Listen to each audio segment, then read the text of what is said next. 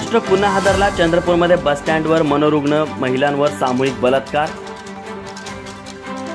पुण्यात वाहन अपघात झाले असताना भांडण सोडण्यासाठी गेलेल्या सहाय्यक पोलीस निरीक्षकावर कोयत्याने हल्ला। काही दिवसाच्या ब्रेकनंतर पावसाचे दमदार आगमन। उजनी आणि गंगापूरसह अनेक धरणातून विसर्ग सुरू।